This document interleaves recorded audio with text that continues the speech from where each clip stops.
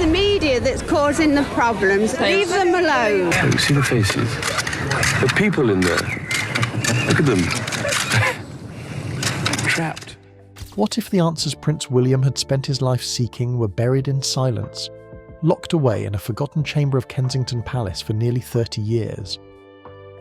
In 2024, as renovations began on the ageing East Wing, William stepped into a room sealed by memory and untouched by time, his mother's private study. What he found would not only unravel the past, but reshape the future of the monarchy itself. Tucked behind a hidden panel in an antique writing desk was a leather-bound journal wrapped in a silk scarf, its gold lettering faint but still legible. DMS 1996. The moment his fingers brushed the cover, 1,000 emotions surged. Grief, reverence, longing. This was Diana's voice, frozen in ink. With quiet hesitation, William opened the diary. The pages inside held more than memory. They carried sorrow, secrets, and a quiet rebellion. A final message from a woman silenced too soon. Kensington Palace held more than history. It held shadows. The room had remained closed for nearly 3 decades, untouched out of respect and pain. The scent of rose oil lingered in the air. Notes in Diana's looping script still clung to faded clippings. Her pen waited quietly in its stand as if she had merely stepped out. But beneath the familiar relics was something no one expected. A journal, a testimony. As William began reading, he was transported back into his mother's world. The loneliness, the fear, the deep love she carried for her sons. But what began as maternal reflections soon shifted. The tone darkened. Diana's words became urgent, purposeful. She was documenting not just emotion, but intent. She chronicled the unravelling of her marriage with painful honesty. I gave more love than he could hold, but palaces were never built for truth. Yet beyond the heartbreak, it was her voice, as a mother, that pierced deepest. My boys are still children, she wrote, but the system is already shaping them, silencing them. And then, the chilling part. If something happens to me, Diana penned in late July 1997, they'll call it a tragedy. But I've spoken too freely. I've seen too much. There is darkness hidden beneath tradition. Though she named no names, her fear was palpable. The crown won't shield my boys. They'll be celebrated, but never understood. I hope they find each other when I'm gone. William's hands trembled as he read. His mother hadn't simply been afraid. She had been aware, deeply, dangerously aware. Her diary was a map of betrayal. She spoke of being excluded, manipulated, watched. They smile in daylight, she wrote, but tighten the cage when no one sees. Then came the most jarring revelation. I've told Harry the truth. He'll carry it until he's ready. William isn't meant to know, not yet. William stared at the line, stunned. A part of his mother's truth had been passed to his younger brother alone. Harry is wild, defiant. He won't wear the crown, but he'll bear the truth. The next day, William called Harry. The conversation was tense, cautious. When William asked what Diana had told him, Harry paused. I always assumed she told you too. But she hadn't. The divide between them deepened, not out of anger, but pain. Diana had protected her sons differently, and now the weight of that choice fell hard. As William read further, the diary shifted again.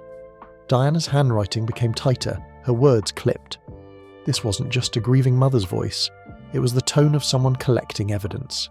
She named advisors, aides, and courtiers who had isolated her, leaked stories, twisted narratives. They paint me as unstable, she wrote, because it makes their silence noble.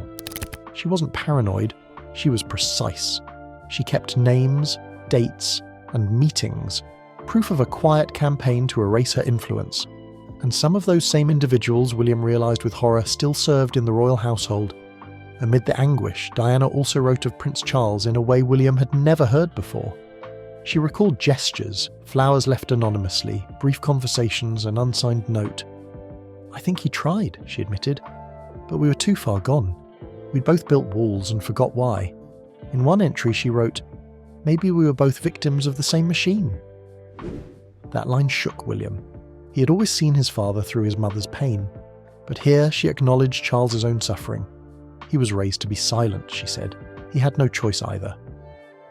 By the final entries, Diana had turned her focus to the press. She outlined how stories were planted, how images were chosen to distort, how insiders fed narratives. I cry in the car, they call it drama. I smile at my sons, they call it manipulation. She had even listed names of stylists, assistants, and friends who betrayed her for favour or money. Trust is a currency, she wrote, and I always run out. William saw the pattern clearly. The same machinery had turned on Catherine, on Harry, on Meghan. The tactics hadn't changed, only the targets. Just when William thought he had read it all, he discovered a hidden flap in the back cover. Inside was a single letter, folded gently and beginning to fade, its heading, "To my sons." "If you're reading this," it began, "then I never got to say everything I needed to. I'm sorry." Diana didn't write to justify, she wrote to love. "Some choices I made to survive. Some were wrong, but all were to protect you." She urged them not to let power dim their humanity. "Don't polish yourselves so much the world can't see your soul. They will tell you emotion is weakness. Prove them wrong." Her final line read, "You will break the silence that broke me." The letter ended mid-sentence. No goodbye, just a smudge, a pause that never returned. William sat for a long time. The palace outside buzzed with life, but inside, everything had changed. He didn't call a press conference, he didn't leak the diary. Instead, he formed a quiet circle of trust. Together they began investigating the names Diana had feared. One by one, those individuals were removed, retired, reassigned, replaced. No headlines, just change. But the hardest part was calling Harry again. This time, William shared the letter, apologised, and for the first time in years they spoke, not as princes but as sons. They cried, they remembered, and they began to heal. William didn't just promise reform, he lived it. Royal engagements became warmer, less formal, more human. Diana's diary was no longer hidden, it became his compass. He had it bound and placed in a private case in his study, not for the world to see, but for himself. "You didn't die in vain," he whispered. "You showed me the cracks, now I'll mend them." The girl who once danced barefoot in palace halls was no longer lost in the shadows. Her voice had returned, and her mission lived on, not in rebellion, but in rebirth. Because healing begins where silence ends. And this story, her story, isn't over yet. One evening, William stood outside Charlotte's room, listening to her laughter echo off the walls. For a moment he saw Diana's spirit in her, the mischief, the sparkle. He realised his mother's legacy wasn't confined to a journal or a memory. It lived in Charlotte's curiosity, in George's compassion, in Louis's fearless energy. Diana was raising her grandchildren through the son who finally understood her. Months after the discovery, William quietly instructed archivists to preserve Diana's diary in a temperature-controlled vault alongside other royal documents. Except this one wasn't catalogued. It remained off the record, known only to a trusted few. He couldn't let the institution rewrite her words. Not again, not ever. This wasn't history for textbooks, it was truth meant to guide a future. When the existence of the diary reached Camilla, she said nothing. But William noticed something shift. Her smile faltered during public appearances. Her tone changed behind closed doors. Diana's ghost was no longer polite. It had become powerful. And in the face of undeniable truth, even the Queen Consort could not escape reflection. In a quiet, handwritten note added to his personal journal, William penned a new vow. "I will not inherit silence. I will inherit love." It became the motto of a future king determined to lead differently. The crown would no longer be a shield for cruelty. It would become a lens for empathy. And with each day, he lived a little more like the woman who once held his hand in the chaos.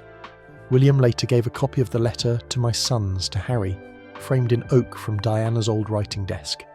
"We were both meant to carry her," he said. And for the first time in years, Harry smiled, not as the rebel, not as the spare, but as her son. They weren't just heirs anymore, they were her legacy, united at last by the truth she left behind.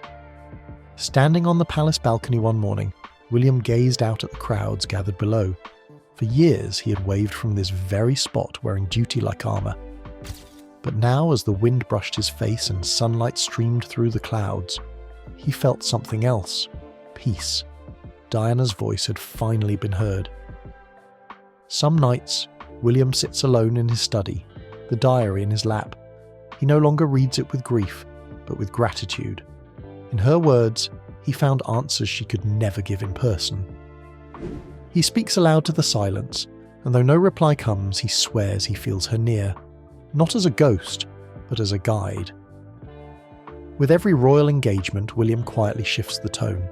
Less scripted, more sincere. He chooses compassion over tradition, presence over perfection. And when he holds Catherine's hand in public, he does it with intention, because love, not lineage, is the legacy he wants to leave behind. In private, William has begun recording his own reflections, lessons from his mother, promises to his children. He calls them the heir's pages. They won't be public, at least not now.